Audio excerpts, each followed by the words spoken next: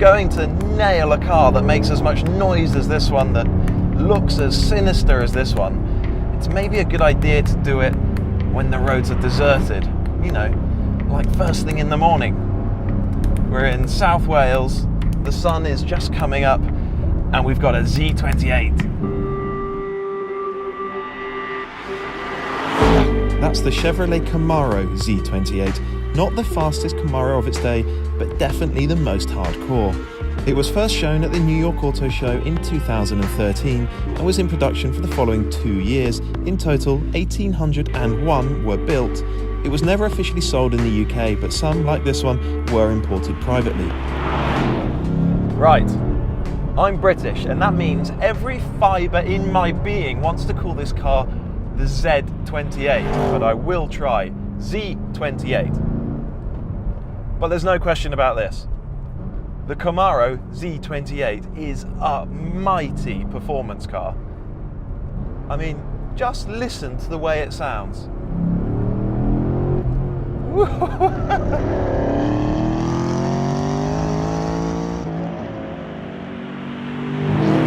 The engine is a 7-litre normally aspirated LS7 V8.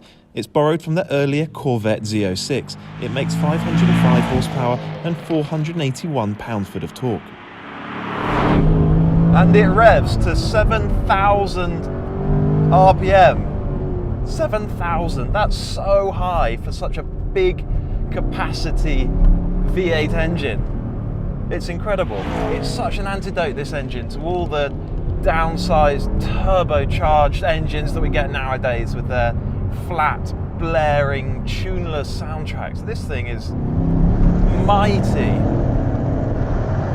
It's so strong, so much power and torque, really sharp throttle response as you'd expect. When you're way down in the lower reaches of the rev range, particularly if you're in a higher gear, it takes a moment for it to come to life. There seems to be so much inertia to the engine, but the moment you're through 3,500 RPM, something like that, it just goes. And then it just pulls and hauls and rows towards the red line. Yeah, it's wonderful. This Z28 is really quick in an urgent, sort of unrelenting kind of way. But the ratios are long, so you feel the engine working through each ratio, which is just lovely. It doesn't just explode through a short ratio and then bang, you're into the next gear and then the next gear. You really work it through the gears. It's a brilliant engine, and to have it mated to this really sweet 6-speed manual gearbox, it's just perfect. Why are we allowing that basic, that fundamental recipe for powertrains to disappear? I just don't understand. Sitting here now, it doesn't seem like there's anything wrong with it. This car has got a helical LSD, limited slip differential, so you get really good traction. But to be honest, when I show you the tyres later, you'll see where most of the traction comes from. They're so wide, they're such sticky tyres, and on a dry road, it just means you can throw full throttle at the rear tyres in second gear, and they just bite, and the car just rockets away. Compared to lesser Camaros, the Z28 has stiffer springs by 85% at the front and 65% at the rear. Which is probably why I'm sort of leaping up and down in my seat a bit. This thing is firm. It's really stiffly sprung. I remember the first time I drove one of these Camaro Z28s a few years ago, I thought it was the most terrifying car I'd ever come across. It felt unbelievably firm, crashy and bouncy and skipping about all over the place. It tram-lined everywhere. It was really hard work. I found myself just clinging on for dear life rather than really driving the car. This one though, this is a revelation. It feels completely different. Maybe it's the roads I'm driving it on, maybe it's something to do with the tyres, maybe it's tyre pressures or something like that, but it's so much more civilised, so much more drivable, this car. It does feel big though. The other side of the car is way over there, I can't reach the door, and then you look over your shoulder and you see how much car there is behind you. It's a big old thing, it really does feel it. And the other thing that stops it feeling just like any day-to-day car when you're just pootling slowly around town is the ride quality. So at low speeds, the ride is firm. It's really tough. Once you get up to motorway speeds, it really does smooth out actually. And then on a more open, flowing road like this one, the suspension comes into its own, and it really does. It's like flicking a switch. It just starts working beautifully. So it means the car deals with bumps. It means the body is composed. It's really impressive actually that they can make something this tough, this firmly sprung, deal with a bumpy road. Maybe the most surprising thing actually about this car, and you'll see why when I show you the front tyres a little bit later on, is that it doesn't just hunt out tram lines. It doesn't just drag itself across the width of the road. When you look at the front tyres, you expect it to just be wandering about all over the place, and you anticipate having to fight with the steering wheel just to keep it in a straight line. Honestly, I don't know what you would have to do to make this thing understeer on the road. The front end just seems to have infinite grip. I think if you start feeling it push on and run out of front end grip, you must be driving like a total madman. And that all means that this thing has got so much point-to-point pace. You fling it along a road and it just sticks. The steering is a little bit of a weak point. It's an electric steering system.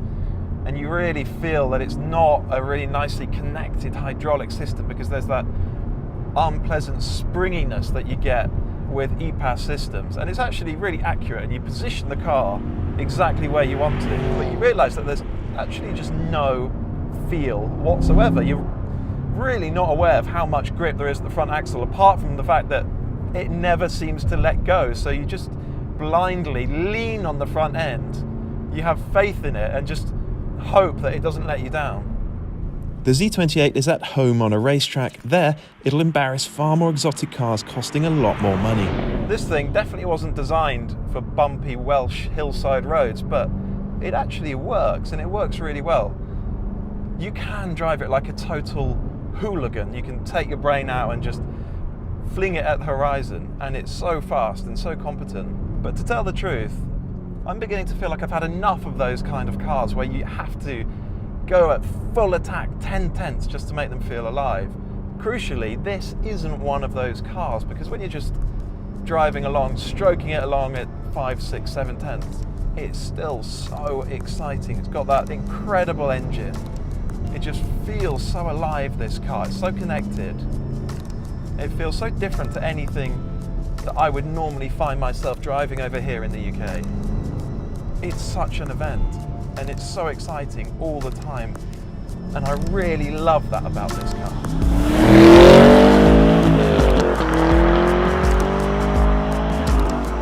And I love that it's dripping in fascinating details. It isn't just a Camaro with a whacking great V8, sticky tyres and rock-hard suspension.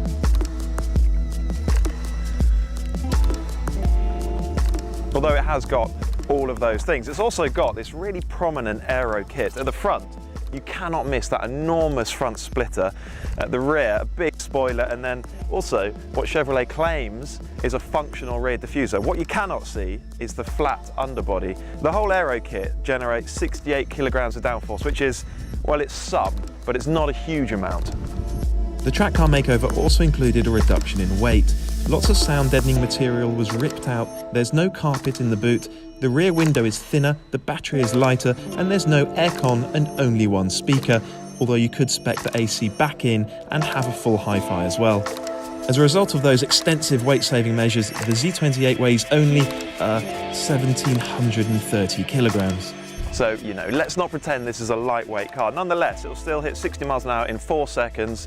Top speed is 175 miles per hour. The Nürburgring time was a 7:37, which is really fast for something this big and heavy. But maybe the most hilarious thing about this car is the size of the tyres. They're massive. At the rear, you've got a 305 section tyre. That's enormous. And then at the front, you've got exactly the same width tyres. They're massive. Come and have a look. So here you can see exactly how wide these tyres are. They are massive. They're 3 of my hand's width. That's just enormous. When you look at these, you think this car's going to tramline like a pig on the road. It does a tiny bit, but nothing like as much as you'd expect from looking at that tyre. Here you go. Look, you can see the gorgeous carbon ceramic discs as well. The standard fit tyres were hyper-aggressive Pirelli Trofeo Rs. But because this car lives in the UK where the weather is terrible, the Pirellis have been replaced with Michelin Cup 2s. They don't generate quite as much dry grip, but they're far better in the wet. There's so much more about this car that we need to cover. The engine, for instance, has a dry sump, plus titanium conrods and valves to help it rev to 7,000 RPM. The suspension uses spool valve dampers. They're supplied by Multimatic, and at the time, the only other road car to use them was the Aston Martin 177 Hypercar. Red Bull also used them on Sebastian Vettel's championship-winning F1 cars. They give much more precise control, with very solid damping force initially for rock-solid stability and immediate handling response, then increasingly pliant control so that the car stood some chance of dealing with bigger bumps. The wheels are supplied by Alcoa. During the car's development, GM's engineers found the Pirelli tyres were so grippy they were actually rotating around the rims. GM therefore asked Alcoa to media blast the rims so that they'd have an abrasive edge that would grip the tyre in position.